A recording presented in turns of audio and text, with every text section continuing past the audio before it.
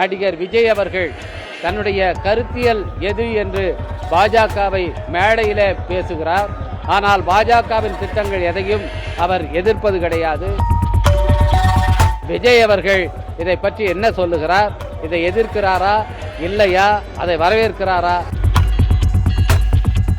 வாக்காளர் பட்டியல் திருத்த நடவடிக்கையை விஜய் எதிர்க்கவில்லை என்றால், எதிர்த்து போராடவில்லை என்றால் அவர் பாஜகவினுடைய கையாள்தான் என்பது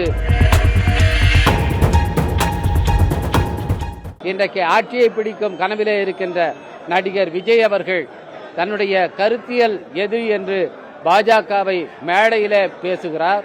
ஆனால் பாஜகவின் திட்டங்கள் எதையும் அவர் எதிர்ப்பது கிடையாது. அதற்காக கண்டனம் தெரிவிப்பது கிடையாது.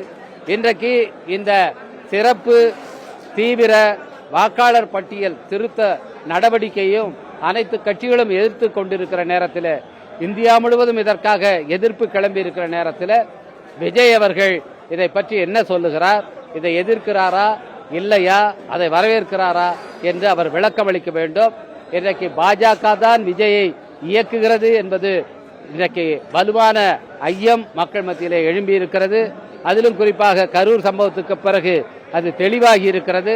இந்த நிலையில இந்த SIR என சொல்லப்படும் இந்த சிறப்பு தீவிர வாக்காளர் பட்டியல் திருத்த நடவடிக்கையை விஜய் எதிர்க்கவில்லை என்றால், எதிர்த்து போராடவில்லை என்றால் அவர் பாஜகவினுடைய கையாள்தான் என்பது வெட்ட வெளிச்சமாகும் என்பதை தெரிவித்துக் கொள்கின்றேன்.